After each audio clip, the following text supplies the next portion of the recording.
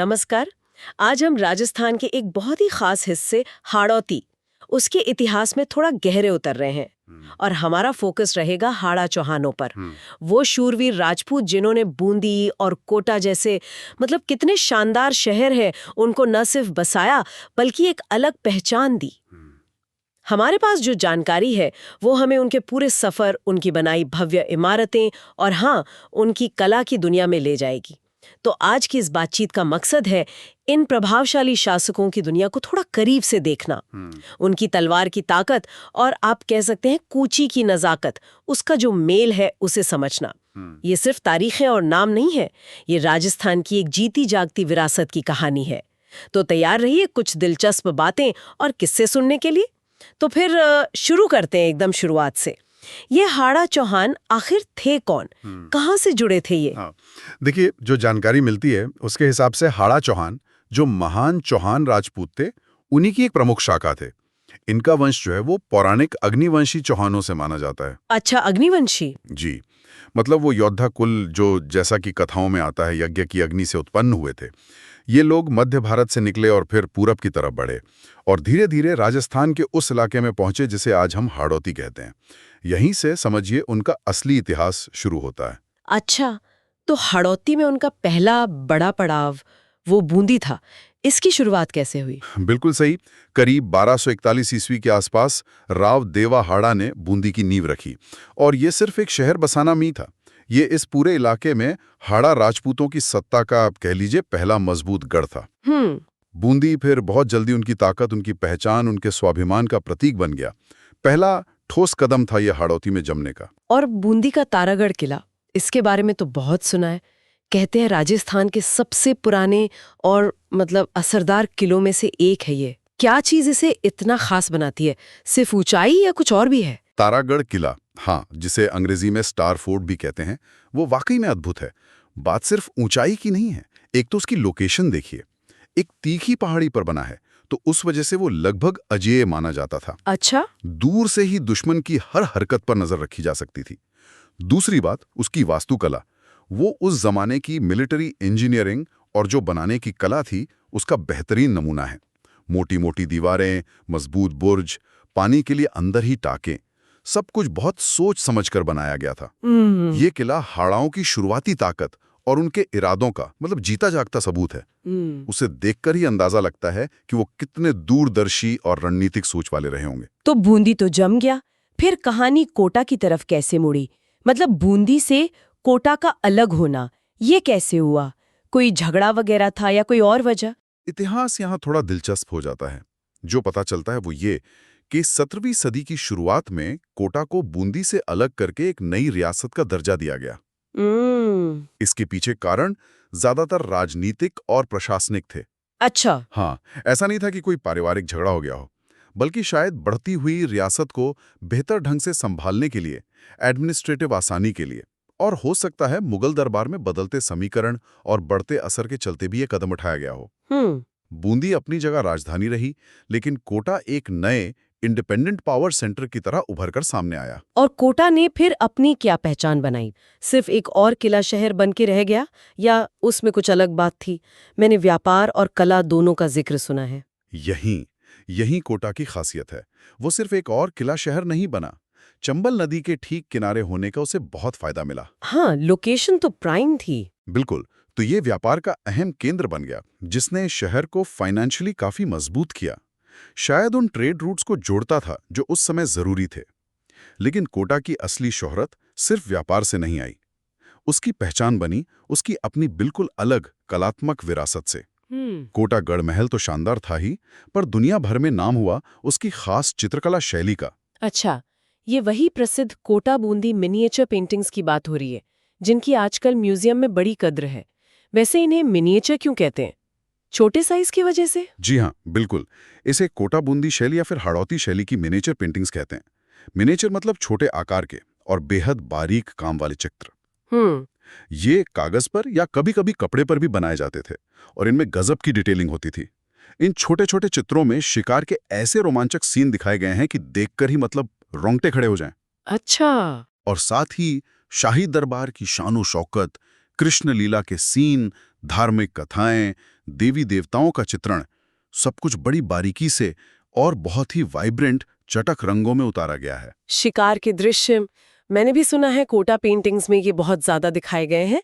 इनमें ऐसा क्या खास था जो इन्हें दूसरी राजपूत शैलियों से अलग करता है? ये सिर्फ राजाओं के शौक का चित्रण था या कुछ और? नहीं, ये सिर्फ शौक का चित्रण नहीं था, उससे कहीं ज्यादा था। कोटा शैली की और खासतौर से शिकार के दृश्यों की सबसे बड़ी खासियत है उनमें जो मूवमेंट है, जो ड्रामा है। मूवमेंट? हाँ, गतिशीलता। आप चित्रों में घने, लगभग रहस्यमयी जंगल देखेंगे। उनमें पूरी रफ्तार से भागते हुए जानवर, शेर, बाघ, हिरण, और उनका पीछा करते हुए तीर चलाते या भाला फेंकते हुए राजा और उनके साथी। रंगों का इस्तेमाल भी बहुत खास होता था, जिससे जंगल का घनापन और शिकार का जो रोमांच है वो महसूस होता है। ये सीन उस समय के शासकों की वीरता, उनका प्रकृति से रिश्ता और शायद जीवन की अनिश्चितता को भी दिखाते हैं। कुछ आर्ट क्रिटिक्स तो मानते हैं कि कोटा शैली में प्रकृति का चित्रण जितना सजीव और शक्तिशाली है, वैसा शायद ही किसी और राजपूत शैली में मिले। ये महज तस्वीरें नहीं हैं, ये उस दौर की जिंदगी का एक एक्शन पैक्ड कैप्सूल हैं, समझिए। कमाल है। मतलब तलवार चलाने वाले हाथ कूची भी उतनी ही महारत से चला रहे थे, या कम से कम चलवा तो रहे ही थे। ये बात राजपूत शासकों की जो एक बनी बनाई छवि है, जो अक्सर सिर्फ युद्ध और किलों से जुड़ी होती है, उससे थोड़ी अलग लगती है। निश्चित रूप से। और यही बात हाड़ा चौहानों की विरासत को बहुत दिलचस्प और मल्टी डायमेंशनल बनाती है। वो सिर्फ योद्धा नहीं थे, कला और संस्कृति के बड़े संरक्षक और पारखी भी थे। इसका एक और बेहतरीन उदाहरण बूंदी के महलों में देखने को मिलता है। हाँ, जरूर पढ़े हैं, लेकिन उनकी बारीकी और रंगों की छटा आज भी देखने लायक है। और वो चित्रशाला जिसका आपने जिक्र किया था, उमेद महल वाली, उसके बारे में कुछ और बताइए ना। हाँ, बूंदी के उमेद महल में बनी चित्रशाला तो जैसे कला का खजाना है। वो एक पूरी गैलरी है समझिए, जिसके अंदर आप कदम रखते ही रंगों की दुनिया में खो जाते हैं। वाह। दीवारों से लेकर छतों तक हर इंच पर खूबसूरत चित्र बने हैं। इनमें रागमाला सीरीज है, जो संगीत के रागों का मानवीकरण है। शाही जुलूस हैं, कृष्ण लीला है, नायक नायिका भेद, प्रेम कहानियां, अनगिनत विषय हैं और बड़ी सुंदरता से चित्रित किए गए हैं। वो जगह देखकर महसूस होता है कि कला उनके लिए सिर्फ सजावट नहीं थी, बल्कि जीवन का, संस्कृति का, भावनाओं को दिखाने का एक महत्वपूर्ण जरिया थी। और सिर्फ चित्रकारी ही नहीं, उनकी वास्तुकला में भी ये संतुलन दिखता है। एक तरफ तारागढ़ जैसा अभेद्य, पूरी तरह से मिलिट्री जरूरतों को पूरा करता किला, हाँ, तो दूसरी तरफ बूंदी की वो जटिल और कलात्मक बावड़ियां, स्टेप वेल्स। ये बावड़ियां सिर्फ पानी जमा करने की जगह नहीं थीं, वो सोशल गैदरिंग की जगह भी थीं और आर्किटेक्चर के कमाल के नमूने भी, जिन पर सुंदर नक्काशी होती थी। अच्छा। इसी तरह कई मंदिर भी बनवाए गए। तो ये कहना बिल्कुल सही है कि हाड़ा शासकों ने सैन्य शक्ति और कलात्मक सौंदर्य के बीच एक गजब का संतुलन साधा। उनकी विरासत में ये दोनों पहलू मजबूती से मौजूद हैं। ताकत और नफासत का ऐसा संगम वाकई कम ही देखने को मिलता है। ये वाकई में एक असाधारण कॉम्बिनेशन है। किले की दीवारें और चित्रशाला की रंगीन दीवारें, दोनों एक ही विरासत का हिस्सा। अब जरा उस दौर की बड़ी राजनीतिक शक्तियों पर आते हैं। मुगलों और मराठों के साथ हाड़ा चौहानों के रिश्ते कैसे रहे? क्या हमेशा टकराव ही चलता रहा या समझौते की भी गुंजाइश थी? देखिए, हाड़ा शासकों का इतिहास इन बड़ी ताकतों, पहले मुगलों और बाद में मराठों से काफी उतार चढ़ाव भरा रहा। जानकारी यही बताती है कि अपने वजूद को, अपने प्रभाव को बनाए रखने के लिए उन्होंने इन दोनों शक्तियों से कई बार लोहा लिया, मतलब संघर्ष किया। हाड़ौती क्षेत्र की लोकेशन ही ऐसी थी कि ये दिल्ली और दक्कन के बीच एक महत्वपूर्ण लिंक था, तो बड़ी ताकतों की नजर हमेशा इस पर रहती थी। इन संघर्षों में हाड़ा शासकों ने अपनी आज़ादी और पहचान बचाने के लिए जबरदस्त वीरता दिखाई। कई युद्ध लड़े गए, जिनमें उनकी भूमिका काफी अहम रही। लेकिन हमेशा लड़ाई ही नहीं रही होगी। नहीं, बिल्कुल नहीं। ये भी उतना ही सच है कि वे यथार्थवादी भी थे। समय और हालात को देखते हुए उन्होंने राजनीतिक समझदारी दिखाई और मुगलों के साथ गठबंधन भी किए। कई हाड़ा शासक मुगल दरबार में ऊंचे पदों पर रहे, मनसबदार बने। उन्होंने मुगल सेना में अपनी सेवाएं दी। अच्छा। लेकिन ये गौर करने वाली बात यह है कि इस सब के बावजूद उन्होंने अपनी राजपूत पहचान, अपनी सांस्कृतिक परंपराओं और अपने स्वाभिमान को कभी कमजोर नहीं पड़ने दिया। वे मुगल सिस्टम का हिस्सा होते हुए भी दिल और दिमाग से हाड़ा राजपूत ही बने रहे। ये उनकी राजनीतिक कुशलता को दिखाता है कि कैसे उन्होंने वो बैलेंस बनाए रखा। ये दिलचस्प है। और एक और पहलू जो सामने आता है वो ये कि बाद के दौर में जब भारत में ब्रिटिश राज का असर बढ़ने लगा तो कोटा की सेनाएं ब्रिटिश भारतीय सेना का भी हिस्सा बनी। ओह, अच्छा। हाँ, ये उनके इतिहास का एक और अध्याय है जो दिखाता है कि कैसे बदलते वक्त के साथ राजनीतिक समीकरण भी बदले और हाड़ा शासकों को नई हकीकतों के साथ तालमेल बिठाना पड़ा। ये उनकी एडेप्टेबिलिटी का भी प्रमाण है। तो अगर हम इन सारी बातों को समेटें तो हाड़ा चौहानों की विरासत क्या है?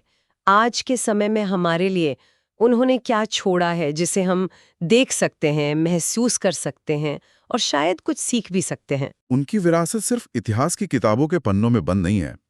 वो आज भी बूंदी और कोटा के शहरों में धड़कती है, जीती जागती है। उनके बनवाए शानदार किले, बूंदी का तारागढ़ और कोटा का गढ़ पैलेस आज भी अपनी बुलंदी से उनकी कहानी कह रहे हैं। हाँ, वो तो है। उनके खूबसूरत महल, वो कलात्मक बावड़ियां, मंदिर और सबसे बढ़कर उनकी विश्व प्रसिद्ध लघु चित्रकला शैली, ये सब उनकी देन है। जब कोई इन ऐतिहासिक इमारतों को देखता है या उन बारीक पेंटिंग्स को निहारता है तो वो सीधे उस दौर की कला, संस्कृति और सोच से जुड़ जाता है। ये एक टाइम मशीन की तरह है, समझिए। सही बात है। ये विरासत हमें राजपूतों की जो पारंपरिक वीरता है और जो उनकी रणनीतिक समझ है, उसके साथ साथ उनके गहरे कला प्रेम और सौंदर्य बोध का अद्भुत मिश्रण दिखाती है। उन्होंने न सिर्फ बाहरी हमलों से अपने राज्य को बचाया, बल्कि उसे अंदर से कल्चरली इतना समृद्ध बनाया कि उसकी पहचान सदियों बाद भी दुनिया भर में कायम है। उन्होंने ये साबित किया कि एक शासक एक महान योद्धा भी हो सकता है और कला का सच्चा पारखी और संरक्षक भी।